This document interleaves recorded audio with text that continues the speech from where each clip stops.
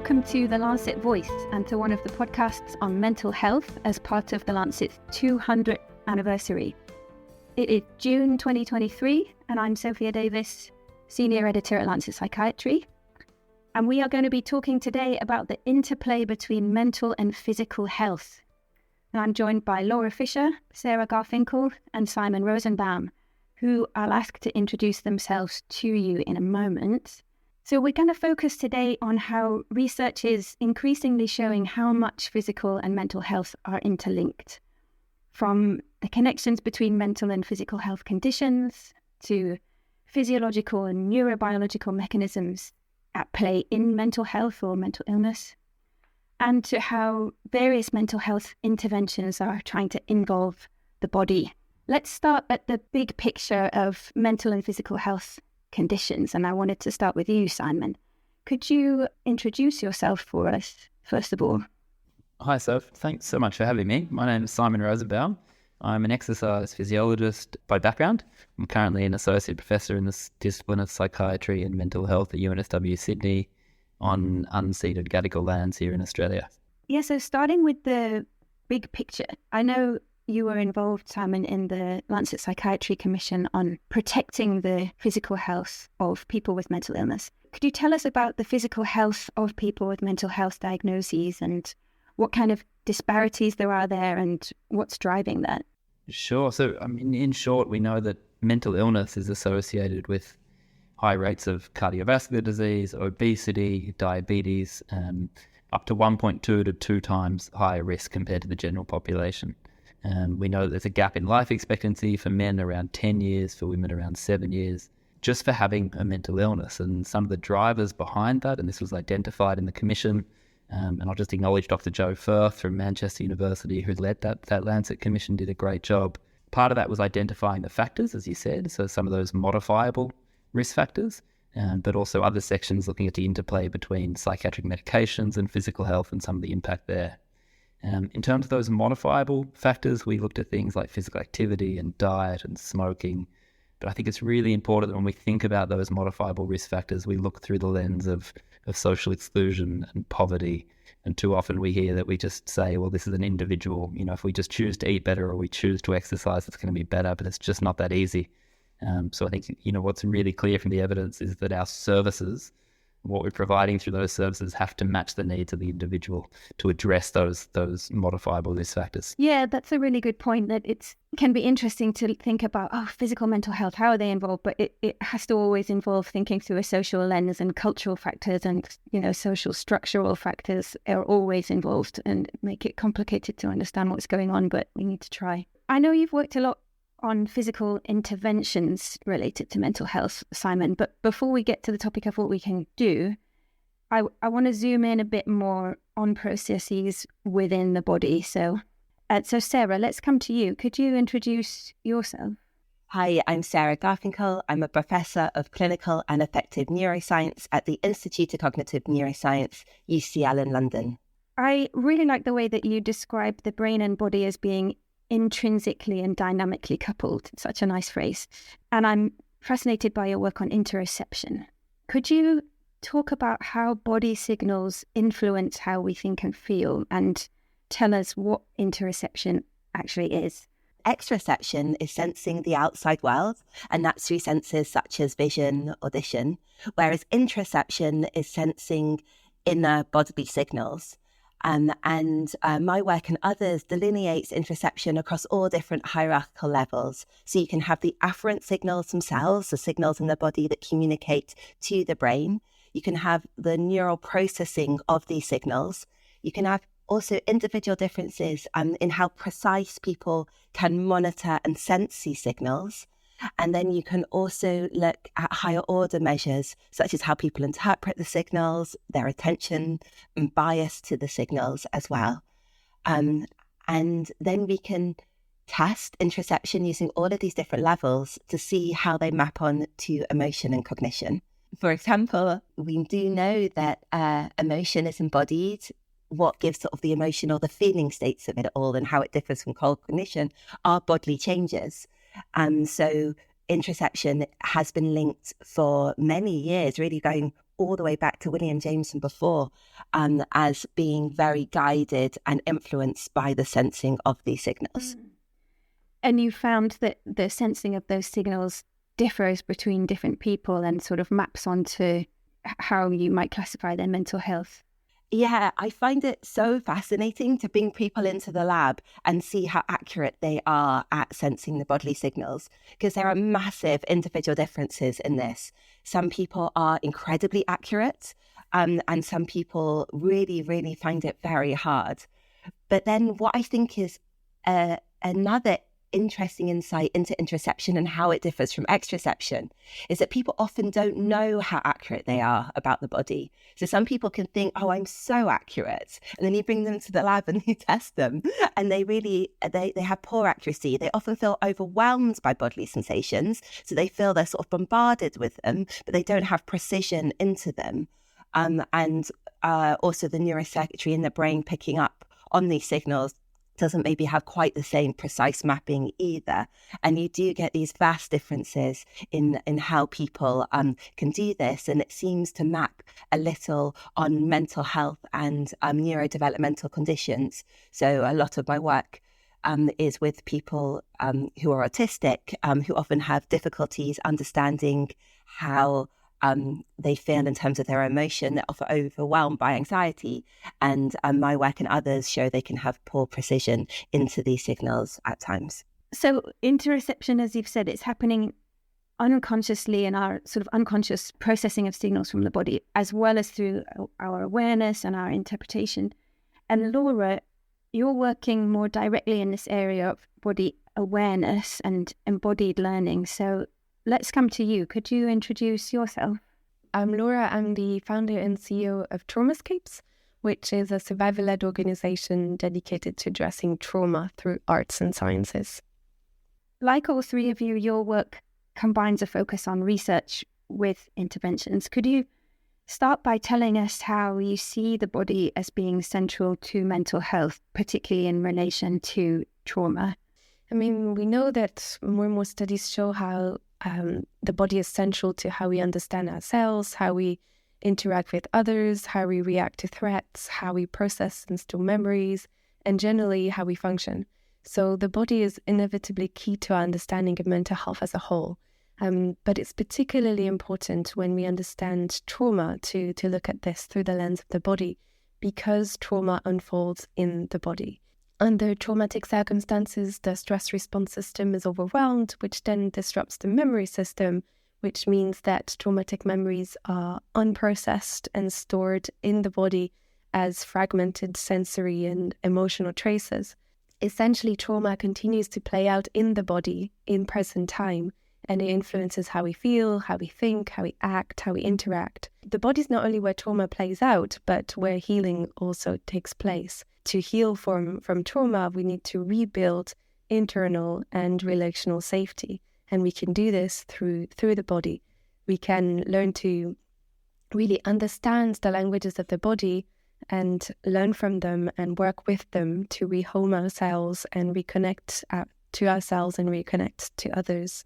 So we have your three different perspectives on the body that all sort of interact with each other in a way on different levels of understanding. You've already brought up, Laura, the idea of healing and what we can do and how the body can be a site of healing or learning or change. So let's turn to interventions. What are we going to do with all of these ideas that are around? Simon, you've worked, and I'm just going to disclose here that I'm an very avid runner and have played a lot of sports during my life, and so I'm very excited by work to do with physical activity. Now, Simon, you've worked with a whole range of physical activity and exercise interventions. What are some of the ones that you see as being effective for working with different kinds of mental health needs? In short, the ones that people enjoy would be where I'd start. So we've got very solid evidence that the type of exercise doesn't seem to matter.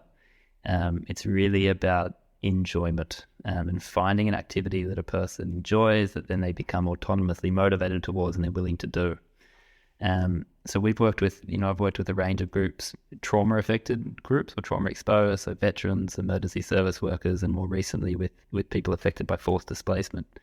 And we think then about the transcultural applicability of exercise and sport. I think we are reluctant to talk about specific interventions and thinking about what fits with the communities that we're working with and what do they have available and what do they have access to and what can be used. I think there's some exciting work happening around the contextual factors of physical activity. So what we're talking about there is it done outside? Is it done with friends? Those sorts of factors that we know are so critical to actually helping people find that enjoyment and find that thing that they want to do. But we know from the evidence that the notion something is better than nothing. I think it's very clear that if we actually can help the most unwell, the most affected, the most disadvantaged, those that don't have access to services, those that are the most sedentary, if we can help them do something, that's where we can really see a really significant impact and improvement. So it's really, for me, my interest now is around systems and how can we actually embed these sorts of interventions within mental health services and mental health systems. And I think some exciting stuff is around the future workforce and what does the future mental health workforce look like. We talk a lot about integrating physical and mental health services together, but actually what are we doing around training, around undergraduate, postgraduate level to actually integrate and bring these workforces together? I can give you one quick example of some work that we're doing with the Olympic Refuge Foundation in conflict-affected settings, training the mental health workforce in sport and physical activity, and then training the local sport and physical activity workforce in psychological first aid and basic principles of mental health skills to actually bring those workforces together, create those referral pathways, and allow for those local types of activity and culturally appropriate forms of activity to actually happen and to take place. That's such a good point, that it's the bridging between those services or contexts that's so important in encouraging things to actually happen and change. It's really interesting that you say that enjoyment seems to be the key factor, but that sort of brings up what do you think is really going on there in the way that physical activity or exercise is affecting mental health? I think it depends on the individual and that point in time. I think there's some really interesting work, and if we think about exercise, are we thinking about a patient who is in bed, who is severely unwell, or are we thinking about someone who's functioning well, but is using exercise as part of their maintenance? I think there's different mechanisms taking place at different points in time. There's different systems that we're impacting. There's different biological, social, psychological mechanisms, and I think at different points in time they all play a role. So I think possibly Sarah and Laura might be better placed to answer some of the biological stuff that's happening. But for me, I think there's a lot of stuff around providing routine, the social support, providing meaning, providing purpose, particularly in socially disadvantaged or socially excluded communities. I think there's a lot of stuff there that activity and movement can harness and can offer that we're not capitalizing on in terms of the health benefits enough. It just shows how interlinked it all is, because you're saying, okay, never mind the exact physiological processes, there's also these psychological and social processes that are really interesting, like meaning or like the social interaction, how important that is. There's all these different levels that we must be attending to.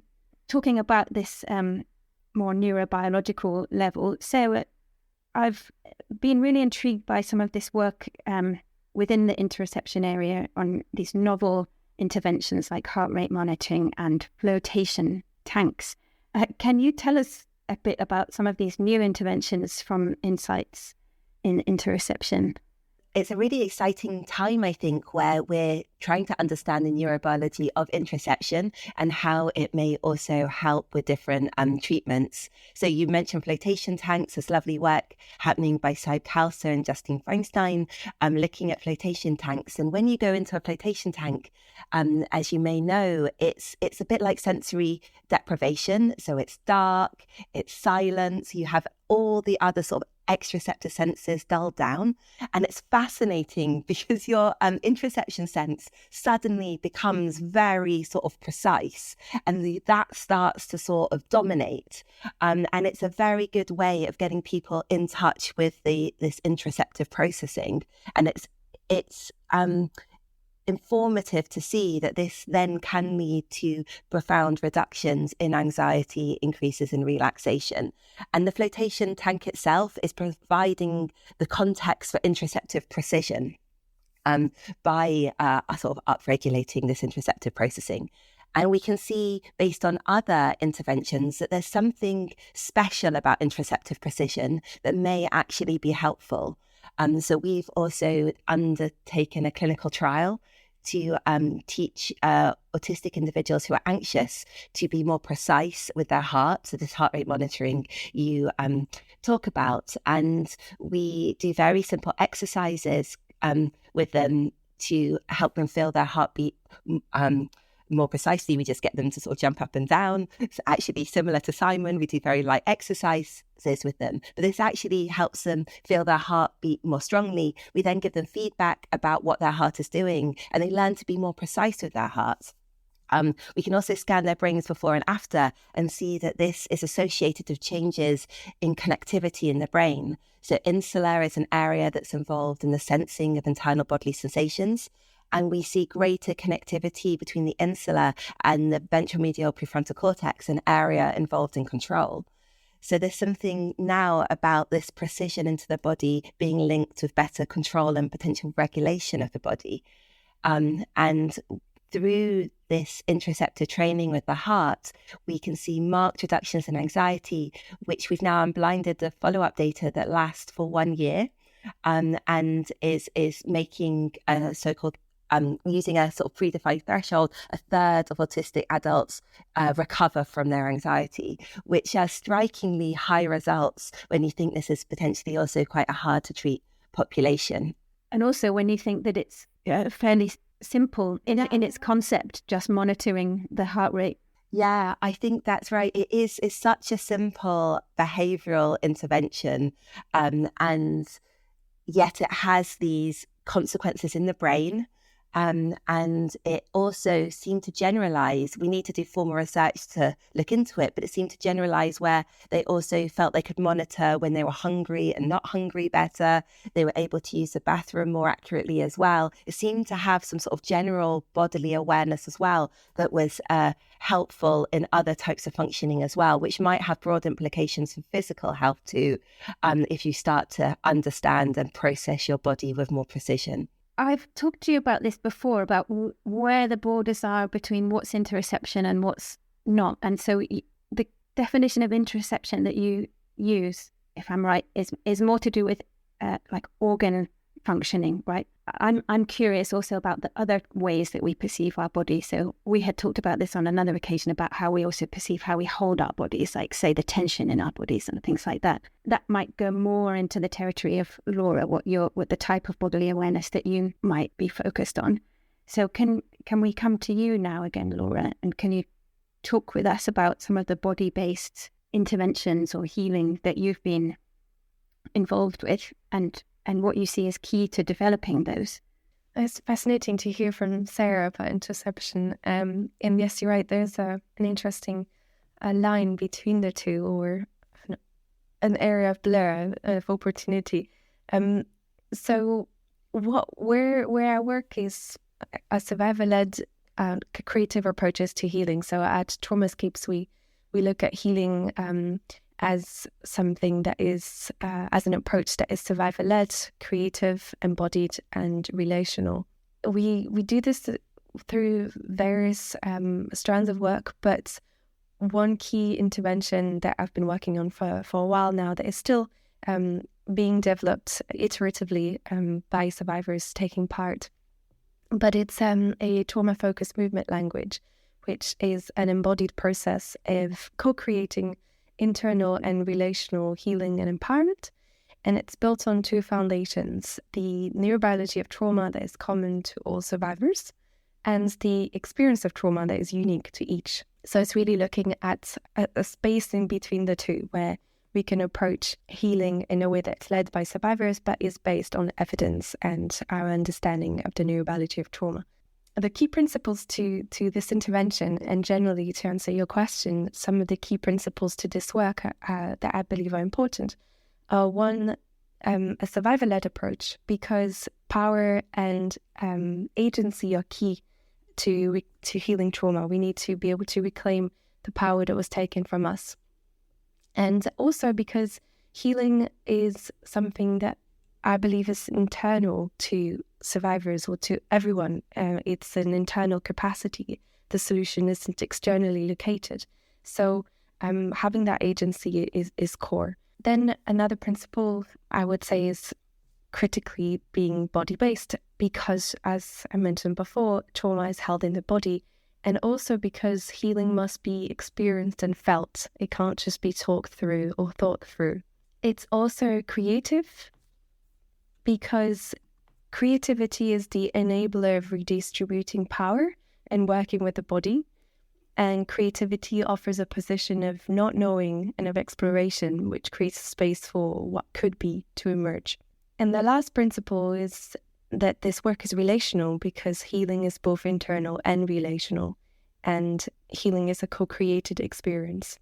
Those are, I guess, conceptual pillars to this work, but it's quite connected to the work on interoception and to the ability to reconnect to our internal signals. Both, I would say, both the organs, the heart rate, for example, can tell us a lot, as well as what you were mentioning, Sophia, that comes a bit beyond that, which is, for example, the tensions in the body, because all of those languages will tell us where we are at in the moment and how we're feeling.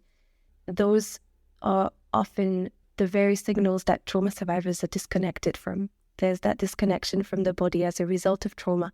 So being able to connect to these, understand them, is the first step to then being able to work with them and transform them into processing trauma and moving beyond it. Connecting to the body, it's a phrase that sort of resonates with me there, as well as like healing being integral to the body. Like we have these healing capacities, incredible healing capacities within us that we can attempt to tap into. Because you're all working in this field, but in different ways, do any of you have any questions for each other or any comments on what you've said so far? It's really interesting to hear Laura speak, because it was actually working with individuals with PTSD that really highlighted the importance of the body. And that's when I retrained in autonomic neuroscience to learn about how the body and brain were coupled together. Because when I trying to understand fear in the brain, which is typically what was done in the neuroscience of post-traumatic stress disorder, actually you have all of these bodily hyperarousal responses that just seem to be such a big part of the story that wasn't being integrated in the neuroscience of PTSD. And because you do have this fascinating constant interplay between what the brain's doing and what the body's doing, the body can be a route which shapes neural processing, and also a route through interventions such as Simon's doing with exercise. And I think it's really exciting to hear everyone speak together about their individual routes, which really are sort of supporting this idea about the body being a key driver and a key and exciting method for intervention for different conditions. One question I might have is just around how do we actually scale these interventions? How can we get more people getting access to body-based interventions? Yeah, I'm interested, we're in different countries, but if there's any thoughts on what the priority is and how we can actually achieve that.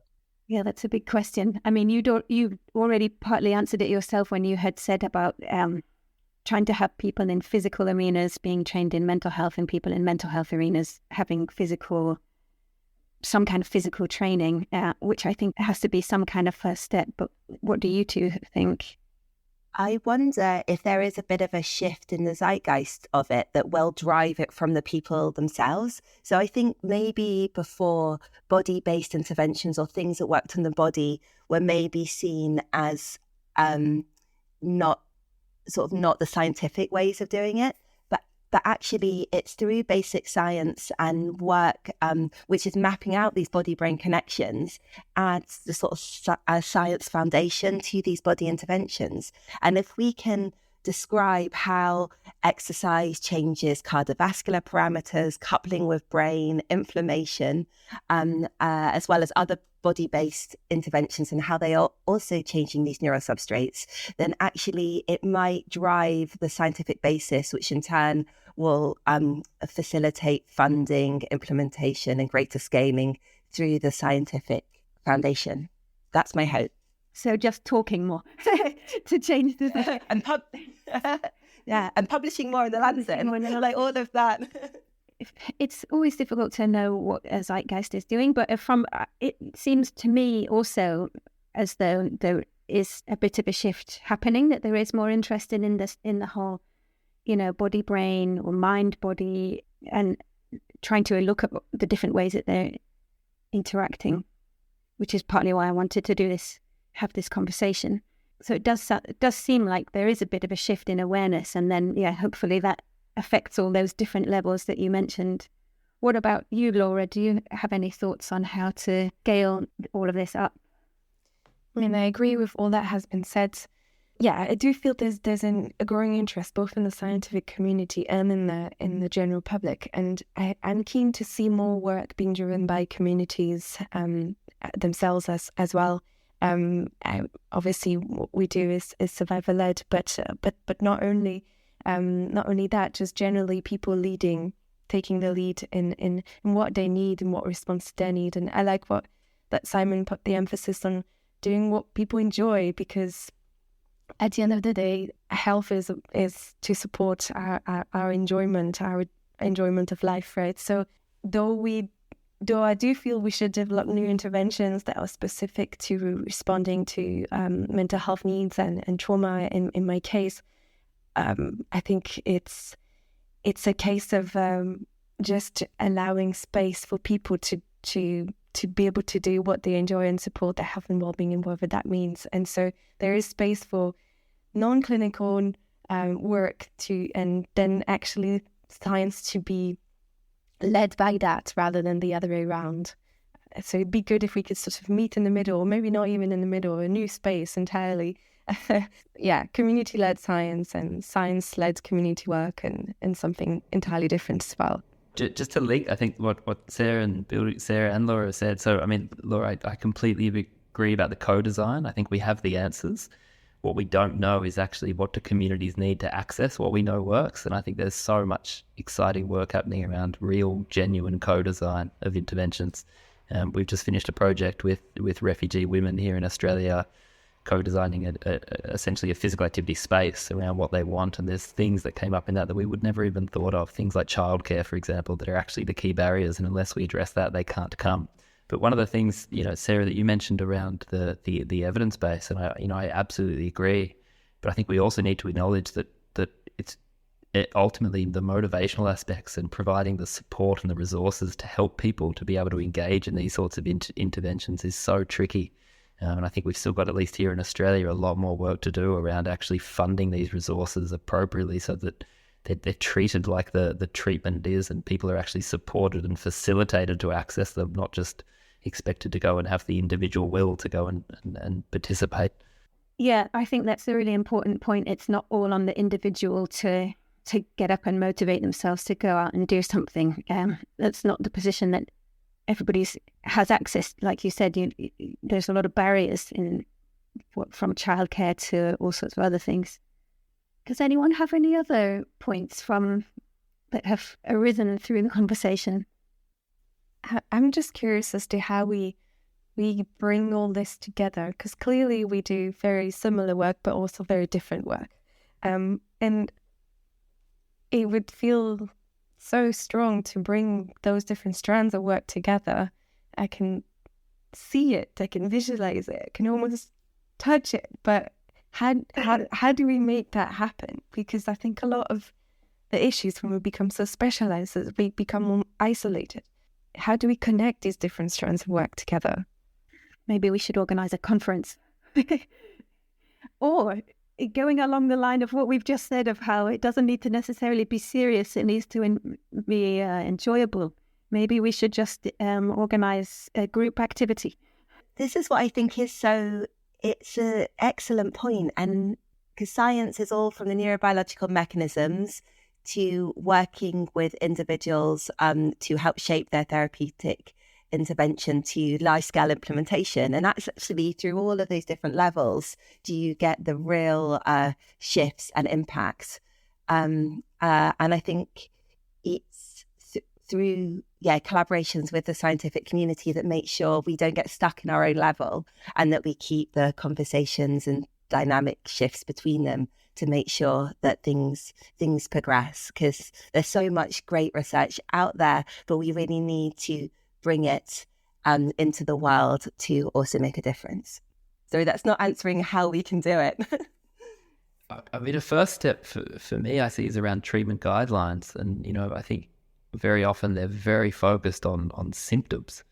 And so a lot of the work around functional recovery or these sorts of interventions that we're talking about, I think, are often excluded, which means that, at least what I've seen over time, and it is changing, but the sort of recognition in mainstream, whether it's psychology or psychiatry, the recognition of these sorts of approaches, I think, is not necessarily there.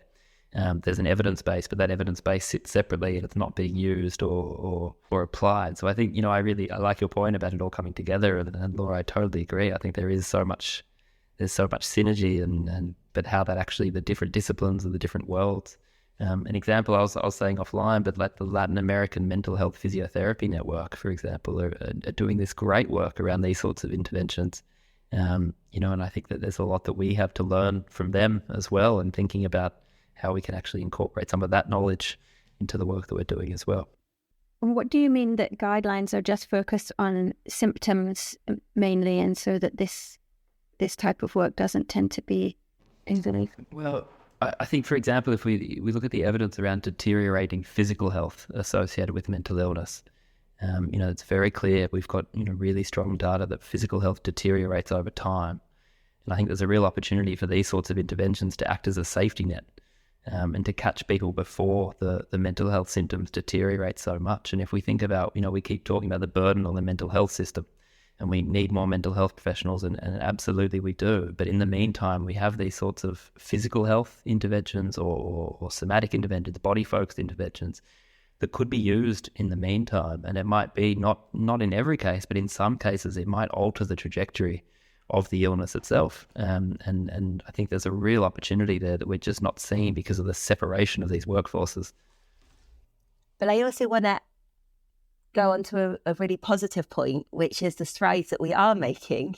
And I do think that it's such an exciting time where we're opening up the scientific understanding as well as the therapeutic potential for body-based interventions, which, as Simon points out, can be fun, can be engaging, can be less invasive. And I do think that this is a wonderful time for mental health science, where we are understanding these dynamic relationships between the body and brain, and we can use this to fuel and also ultimately make more precise different interventions, because the more we understand the neurobiology of these different types of interventions and how they work, the more that we can augment them, shape the therapy to target the mechanism, the more we can do personalized therapy, match the type of therapy to the type of mechanisms that need to be changed. And there is a world opening up of these body-based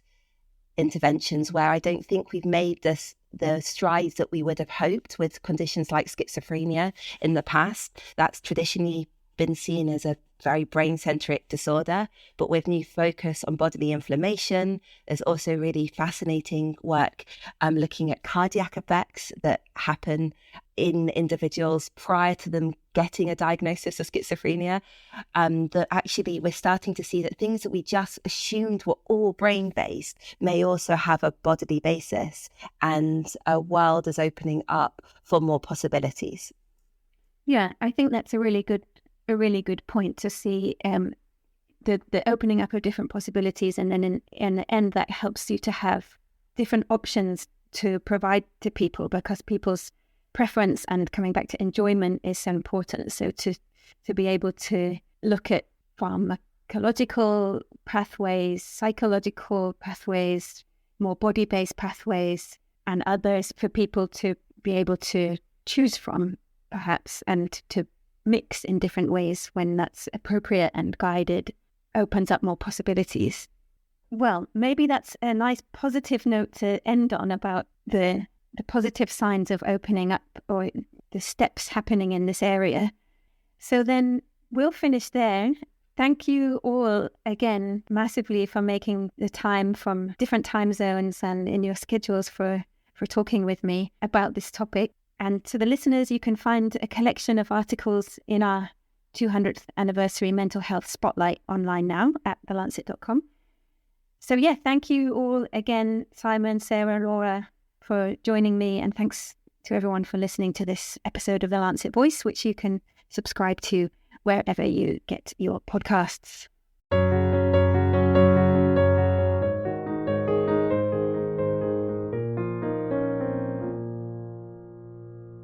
Thanks so much for joining us for this episode of The Lancet Voice.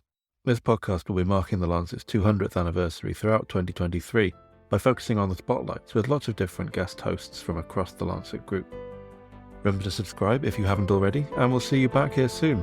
Thanks so much for listening.